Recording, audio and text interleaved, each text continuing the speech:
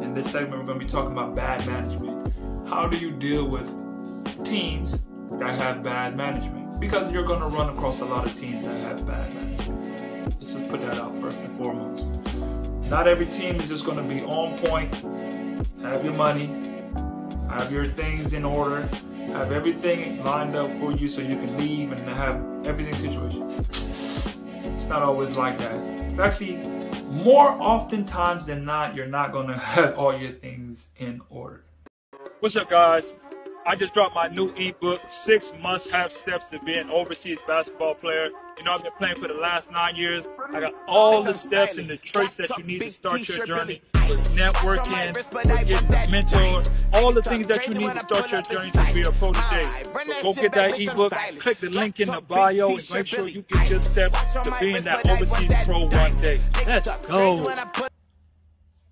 There is just no chance of every team being on point. In this game, these teams, man, they need to get audited. You know what the problem is? There's no association. There is no basketball association for the players. You know, like how in the NBA, Chris Paul is over the Players Association, and whatever the players need and whatever the players have that's going on with them, they have somebody that can speak for them. There is no association like that for overseas basketball. So these teams, you gotta think about it. They're able to have bad management because there's no one that's going to test them.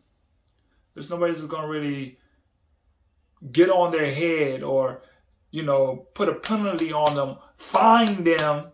We need Adam Silver to come and make a joint venture or something so we can start adding some fines to these players to these organizations with bad management who do not take care of their players when it's time to leave.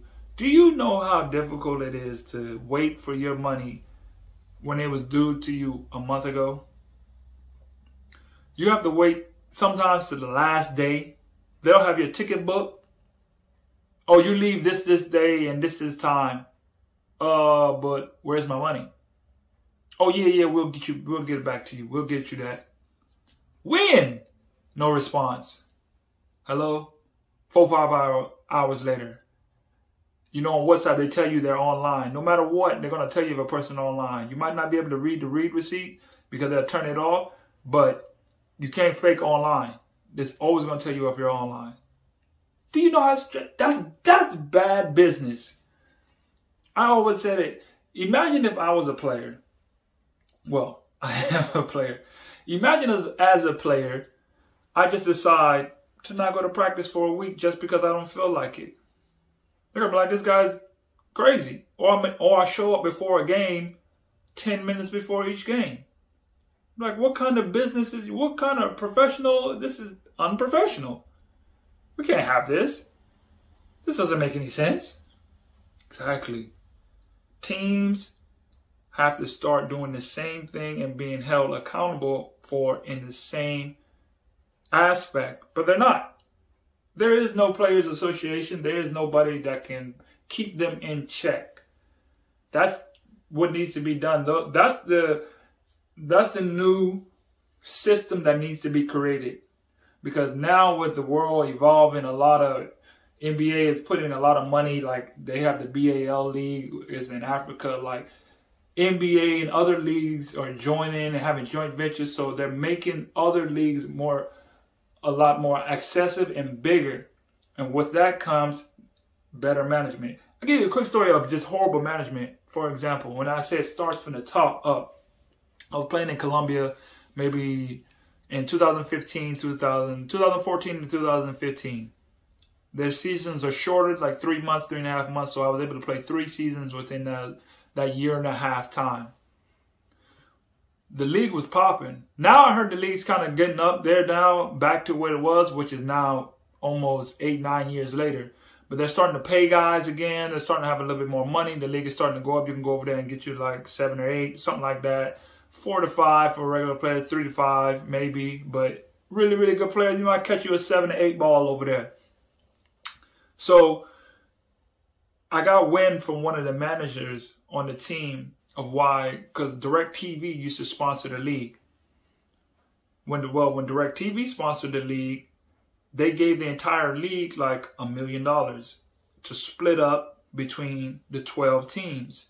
That way the teams have money, they can pay players, they can get equipment and things like that to make the club better. You pay for, teams have money, better players, the level of play go up, the better the players, the better the league, the more money. Correct?